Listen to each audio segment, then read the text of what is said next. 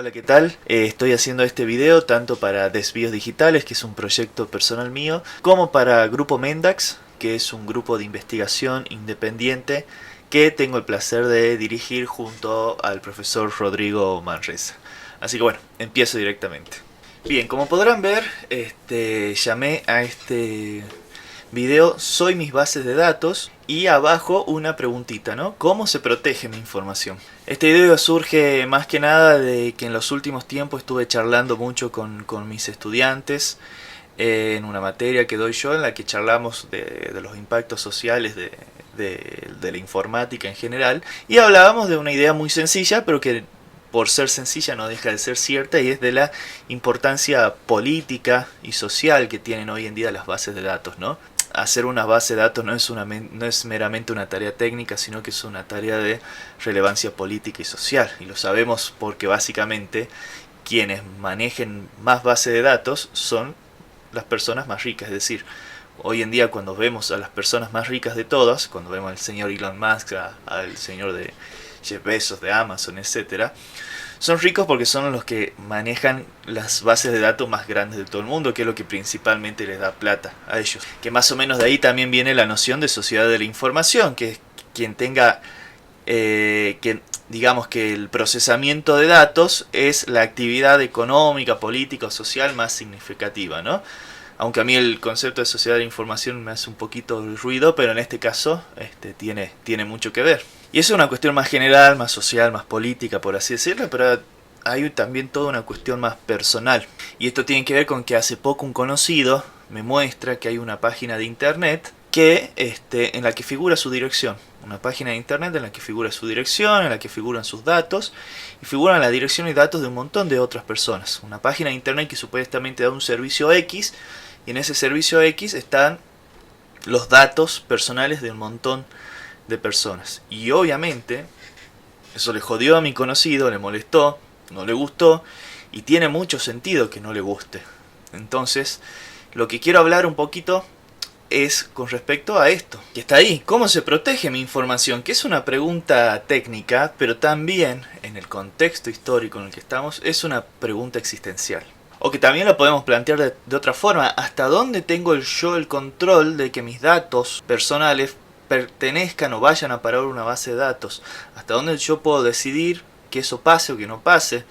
¿Hasta dónde estoy protegido o no? ¿Hasta dónde estaría bueno o no? Y el título tiene, de lo que estoy planteando, lo pongo así: soy mis bases de datos, porque básicamente todas estas cosas, todas estas características nuestras de nuestra existencia, que se convierten en datos, ¿no? Y que muchas veces van a parar a una base de datos, la gran mayoría de las veces, tienen que ver con mi identidad, con eso que yo soy, por así decirlo. Y ahorrémonos toda discusión metafísica con respecto a la noción de ser, de soy, que no viene al caso acá, pero que tiene que ver con justamente mi identidad. Entonces tengo todo el derecho, y tenemos todos el derecho a saber qué sucede con nuestras bases de datos, con nuestros datos, con aquello que somos, porque en definitiva somos eso. Voy a dividir este video en tres partes, digamos. Una que tiene que ver con una cuestión legal, otra que tiene que ver con una cuestión práctica, y otra que tiene que ver con una cuestión más filosófica, por así decirlo, para tratar esto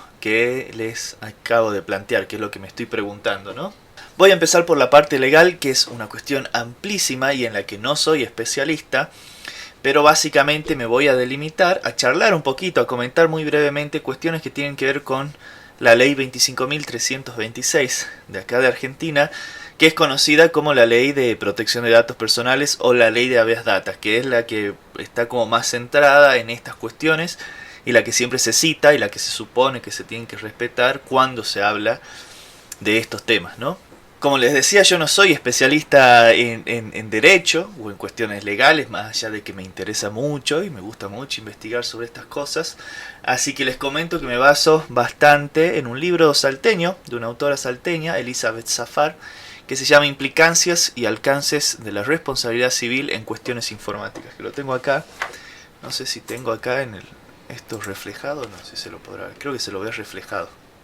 Pero bueno, para que más o menos lo ubiquen visualmente, es un libro rojito y blanco, que de acá de Salta, de un especialista en esos temas, que se los recomiendo si quieren profundizar un poquito más. También igual les voy a dejar en la descripción la ley entera para que la lean, pues no sé si sabían que todas las leyes son de acceso público en internet, entonces uno puede poner ley 500.221, buscarla en un buscador y te va a salir.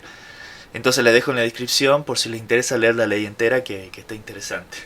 No quiero ser pesado porque una ley es muy larga y tiene muchas ítems y subítems y cositas, pero bueno, muy brevemente les leo lo que es el artículo primero, el artículo 1, digamos, número 1 de esta ley, porque ahí nos cuenta más o menos de qué va. Les leo, ¿no? Igual lo tienen ahí.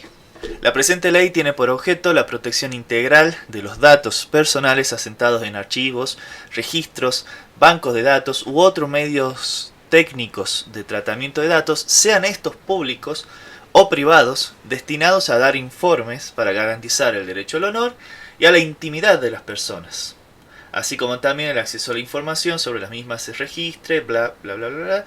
Artículo 43, párrafo 3 de la Constitución Nacional. Básicamente se trata entonces de una ley que protege nuestros datos personales, protege el tratamiento legítimo o no que se pueda hacer de esos datos personales y para garantizar la intimidad. Me parece interesante esta noción de garantizar nuestra intimidad. De eso más o menos va la ley. Entonces, por si no sabían, cuando se trata de estas cuestiones de que yo soy mi base de datos, la ley que en teoría protege esas cuestiones acá en nuestro país es esta, ¿no? La 25.326.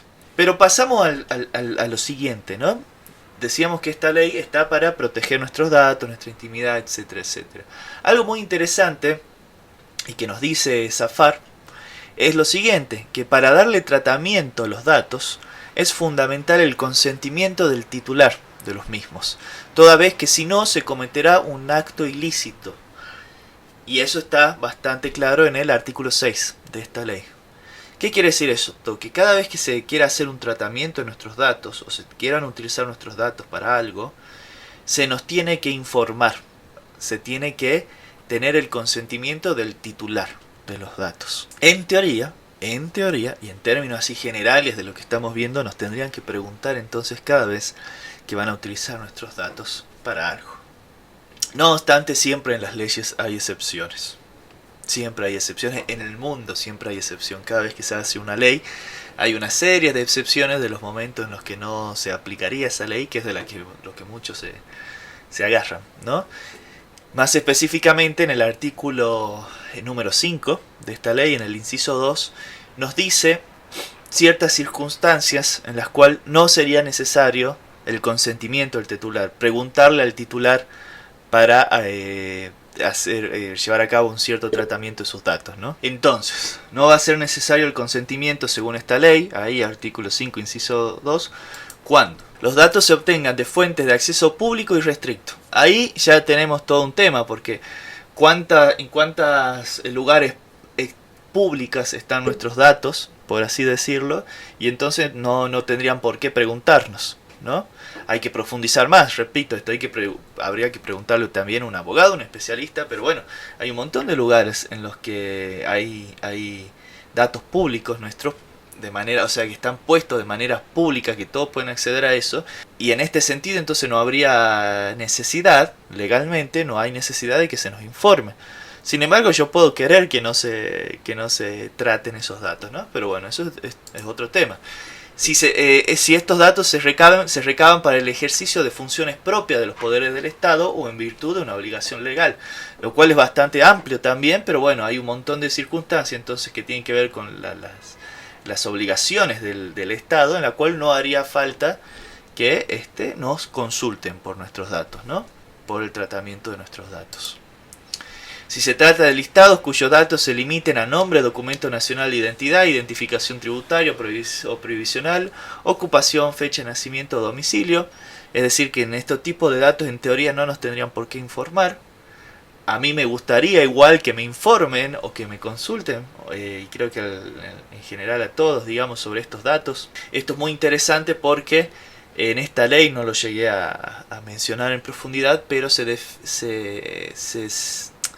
se separa, digamos, lo que serían los datos, o se categoriza lo que serían los datos sensibles. Lo que se busca mucho es proteger los datos sensibles, ¿no? Y en los datos sensibles está, por ejemplo, la orientación política, un montón de cuestiones así mucho más personales, ¿no?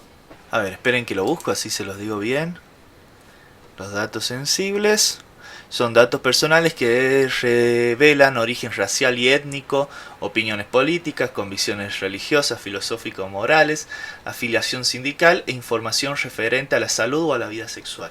Esos son datos sensibles. Ahora, en cierto sentido podríamos pensar, esto no es una cuestión legal, sino yo que estoy haciéndome el que filosofa, ¿no? Filosofando un poquito.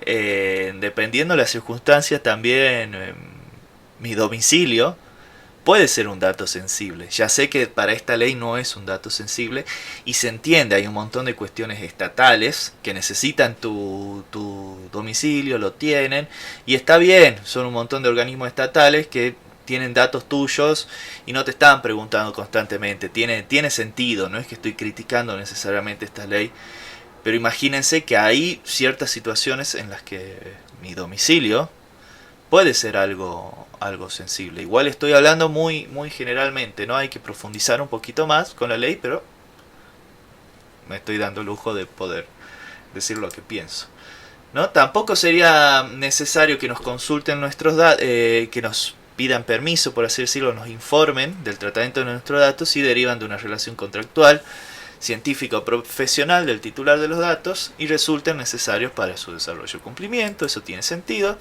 O se trate de las operaciones que realicen las entidades financieras y de las informaciones que reciban de sus clientes conforme a la disposición del artículo 39, bueno, esa es otra ley, ¿no? 21.526.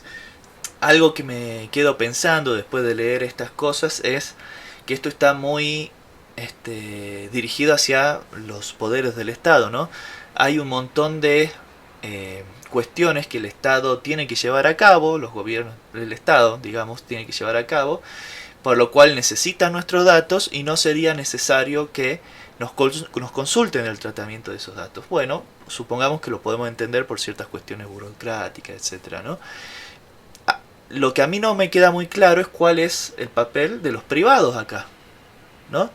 Porque en esta excepción, digamos, que estamos leyendo, ¿no? En el artículo 5, inciso 2, se mencionan todas estas situaciones en las cuales no sería necesario que se nos pregunte por el procesamiento de nuestros datos, pero está dirigido a los estados. ¿Qué pasa entonces con los privados, con las empresas?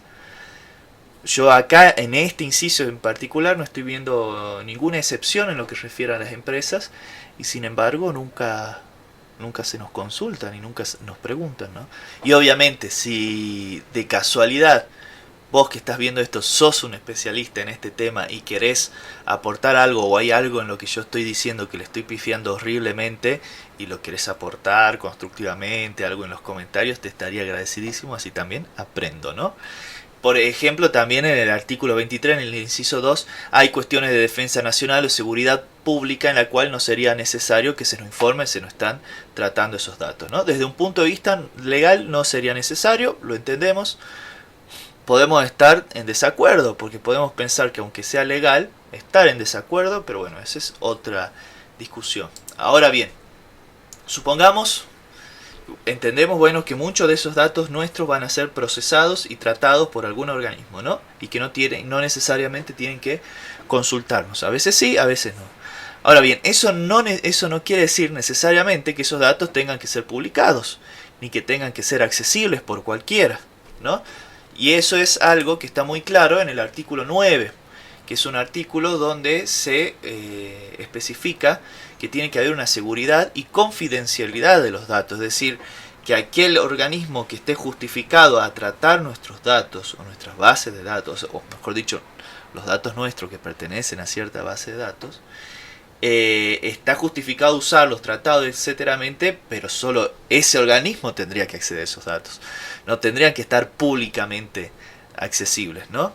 De paso, ya que estoy, les comento, no es el tema específico de este video, merecería un video propio, pero existe en esta ley, la 25.326, el artículo 16, en la cual se plantea que uno tiene el derecho a pedir al titular de una base de datos o al que esté manejando una base de datos en que cierta información de uno que haya sido publicada sea eliminada, sea bajada de internet, sea bajada de esa base de datos, deje de ser accesible. Y ahí pongo sextorsión o porno venganza, que es lo que yo decía, que es un tema que merece un video propio. Pero ¿qué pasa? Muchas veces en caso de sextorsión o porno venganza se publican en internet imágenes sensibles, íntimas, ¿no? Sexuales de una persona. Y en ese caso, el artículo 16 de esta ley te dice que vos estás en tu derecho de pedirle a quien sea que esté manejando esa base de datos donde están esos datos tuyos, que los baje, que los saque, que los elimine. Lamentablemente no hay todavía, por lo menos hasta donde yo sé, me puedo estar equivocando, pero hasta donde yo sé, no hay una ley específica que castigue, por así decirlo, o condene a la persona que haya llevado a cabo ese acto de sextorsión o porno venganza.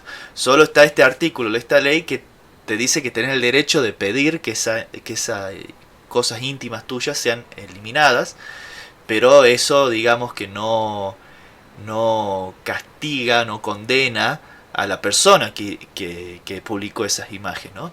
Imágenes. Hasta donde yo sé, por lo menos, y creo que esto se mantiene así, y creo que no me estoy equivocando, hasta ahora, agosto del 2021, hay un proyecto de ley, que es el 155 bis, para que justamente se condene a las personas que publican ese tipo de información íntima, pero hasta el momento sigue siendo un proyecto de ley, hasta donde yo sé, todavía no es una ley propiamente dicho. Bien, ahora quisiera pasar a una cuestión más práctica. La cuestión es, bueno, está bien, me explicaste toda esta ley y todo, pero tienen todo el derecho de no interesarles la ley y todas estas cositas. Y decir, ¿qué rayos hago si me pasa algo de esto, no? Que posiblemente lo que más le interese. Y acá es cuando paso a la segunda parte, que es la de la cuestión práctica, ¿no? Hay una página de internet, digamos oficial, donde uno puede hacer estas denuncias, ¿no? Donde uno puede denunciar si le ha pasado algo de esto. Que ahí les muestro el link. Y ahí tienen bastante opciones y trámites y cosas que pueden saber, informarse o hacer, que les muestro ahora brevemente. Igualmente este link se los dejo también en la descripción. Ahí está, y me puse un poco más chiquita mi imagen para que puedas ver esta página, que es el link que les acabo de mostrar, y acá es donde se habla justamente de protección de datos personales, ¿no? Bajamos, vemos que acá dice información importante. Y acá hay ciertos modos de contacto, ¿no? Para hacer ciertas consultas sobre protección de datos personales, ¿no? Hay un número de teléfono, lo pueden ver ahí. También hay un mail, que también se los voy a dejar en la descripción, ¿no? Me parece interesante que ahí más abajo, miren, dice servicios destacados. Y acá hay una opción que dice conoce tus derechos. Brevemente quiero pasar esta opción. Y acá podemos ver datos personales, tus derechos. Y vemos más abajo que acá hay varios ítems. Primero, el derecho a la información. Dice, permite que conozcas la existencia de bases de datos personales, su finalidad, quiénes son sus responsables y su domicilio legal. De este modo contarás con la información necesaria para ejercer tus otros derechos. Esto quiere decir que más allá de que supongamos que un organismo pueda recabar tus datos y hacer que tus datos estén en una base de datos sin necesidad de que te lo pregunten, digamos, de que te lo consulten, sea ese organismo privado o estatal, vos tenés el derecho de saber que esos datos tuyos están en ciertas bases de datos y tenés el derecho de saber quién maneja esa base de datos, cuál es su domicilio legal, con qué fines están hechos. Que de hecho esto también está en la ley que les decía recién, la 26.326, en el artículo 13, el derecho a la información. Después, volviendo un poquito más para atrás, volvamos a la página principal. Acá hay varias opciones, ¿no? Y esta es interesante, la que dice trámites y servicios. Y acá, más abajo, está esto. Denuncia por incumplimiento de la ley de protección de datos personales, que es la que les acabo de mencionar algunos articulitos, ¿no?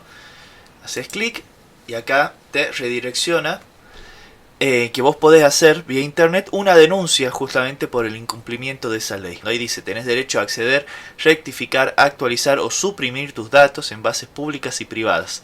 Si te negaron alguno de esos derechos, podés hacer tu reclamo, ¿no? Y acá está la opción, hace tu reclamo. Y bueno, acá te orienta bien todo lo que tenés que hacer para hacer ese reclamo, esa denuncia, que es medio un bardo. Es un lío, pero bueno, es algo. Sabemos igualmente que hacer denuncias no siempre sirve, el Estado no siempre es eficiente para esas cosas, pero bueno, es algo que tenemos acá y es algo que quizás te pueda servir, ¿no? Y ya para ir terminando voy a lo que les decía que era la parte filosófica, el pequeño pensamiento más filosófico, por así decirlo, con respecto a todo esto que estoy tratando. Y es, ¿por qué nos importa esto? ¿Por qué nos puede indignar que un dato nuestro, no sé si indignar es la palabra, porque hoy en día todo el mundo se indigna por todo, pero por qué nos puede afectar, creo que es una mejor palabra, que ciertas cosas nuestras sean accesibles, que ciertas cosas nuestras se conviertan en datos o vayan a parar a una base de datos? En términos generales, los vemos, por ejemplo, en lo que les decía hace un rato de la sextorsión o la pornovenganza. Hay algo ahí nuestro que está ahí siendo convertido en dato y está siendo accesible y que fue convertido y procesado en la forma de una información y nos molesta. Y de hecho, en el artículo 1 de la ley hablaba de proteger la intimidad. Y nos molesta porque lo que pasa para mí es que en realidad nosotros tenemos el derecho a devenir imperceptibles. Devenir imperceptible es una expresión que utiliza dos filósofos, Deleuze y Guattari, que yo medio que la saco de ellos, pero la estoy utilizando para lo que a mí más me interesa, aunque es compatible con el sentido que ellos lo utilizaban, ¿no? Y es, en realidad tenemos derecho a que no todas las cosas de nuestra existencia, de nuestra identidad, de nuestra forma de ser, de nuestro día a día, sean perceptibles. Y digo perceptibles porque convertirlas en un dato, ¿no? y mandarlas a una base de datos es hacerlas perceptibles de cierta forma. Todo el tiempo con las redes sociales, con internet, con nuestros celulares, cosas de nuestra intimidad que en otro momento hubiesen pasado desapercibidas o hubiesen sido imperceptibles, hoy en día están siendo convertidas en un datos, y eso es una forma de hacerlas perceptibles. Y otra forma de hacerla perceptible, obviamente mucho más obvia y más evidente, que se publiquen imágenes o datos de nosotros, como nuestro domicilio, etcétera, etcétera, que nosotros queríamos que permanezcan desapercibidos. Y por lo general, cuando yo hablo de este derecho, a todos les parece, no a todos, pero muchas veces a mucha gente le parece medio exagerado lo que yo estoy diciendo. Y es un tanto curioso porque si tuviéramos a una persona, a un desconocido, al lado nuestro mirando todo lo que hacemos y convirtiéndolo en un dato, aunque sea a mano o en una misma compu, sí nos molestaría mucho, sí nos incomodaría. Pero si lo hace un celular, si lo hace un algoritmo, no nos molesta. Es como que cuando hay una distancia, cuando lo hace un artefacto, en vez de hacerlo otro humano, nosotros mismos, no nos damos cuenta, no nos afecta tanto. Y eso me lleva a unas palabras de un gran pensador, filósofo, teórico de los medios, que es muy famoso, Marshall McLuhan, que es el que acuñó términos como aldea global, o que el medio es el mensaje, etcétera, etcétera, que escribió un texto llamado Las leyes de los medios, en la que él también toma de otros autores, incluso provenientes hasta de la zoología, la idea de que los seres humanos todavía no estamos, los voy a simplificar mucho, ¿no? Bueno, no lo hice tal cual así, pero no estamos cognitivamente preparados para darnos cuenta de los efectos de los artefactos. Porque hemos creado artefactos y nos movemos entre artefactos y hay artefactos que hacen cosas por nosotros, pero en el fondo seguimos teniendo el mismo tipo de cerebro que antes de que existan los artefactos. Entonces esa distancia entre nosotros y nuestros artefactos que hemos diseñado es lo que hace que no terminemos de entender bien o de sentir bien, porque no estamos cognitivamente evolucionados para eso, según McLuhan, cómo afectan esos artefactos. Y él dice un ejemplo, en realidad es un ejemplo que toma de otro autor, pero etcétera, no hace falta profundizar en eso. Cuando pegamos un tiro y la bala destroza las tripas de una persona, nos afecta muchísimo menos que si nosotros tuviéramos que ir y con nuestras propias manos destrozar las entrañas de una persona. Y posiblemente si tuviéramos que hacerlo con nuestras propias manos, mataríamos menos. Porque al hacerlo con nuestras manos no hay una distancia. No hay una distancia a la que todavía no estamos mentalmente preparados. En cambio, cuando una bala o una pistola lo hace por nosotros, hay una distancia que hace que no nos demos cuenta de ese efecto malo, por así decirlo. No hay que tener miedo de usar la palabra malo, ¿no? Esto me gustaría llevarlo, obviamente que McLuhan no lo dice con respecto a este tema, pero me gustaría llevarlo para nuestro tema, y es justamente lo que yo decía. Si estuviera una persona al lado nuestro, y que nosotros la estamos viendo y nos está mirando y está tipeando todo y convirtiendo todo anotando todo lo que hacemos y convirtiéndolo en un dato, nos jodería muchísimo, nos afectaría muchísimo. Pero si lo hace un algoritmo, no nos jode, no nos molesta. Si lo hace un celular, no nos molesta. Si lo hace el software que nos rodea, no nos molesta. Y yo creo que justamente no nos molesta porque no estamos cognitivamente preparados o no nos hemos entrenado cognitivamente para que nos joda tanto, que nos espíen o que conviertan nuestros datos, ya sea un artefacto al igual que una persona, ¿no? Y creo un poco que una de las misiones de una ética informática es entrenarnos cognitivamente para que eso nos afecte y nos moleste más. Porque al fin y al cabo la ética tiene que ver, creo yo, con aquello que nos afecta o no. Así que bueno, ya estoy empezando a desviarme bastante, así que dejo por acá. Hasta la próxima. Todos los contenidos de este canal están realizados al 100% con software libre y tienen licencia Creative Commons atribución. Es decir, que podés usar los contenidos y distribuirlos como quieras y no te voy a ir a reclamar nada.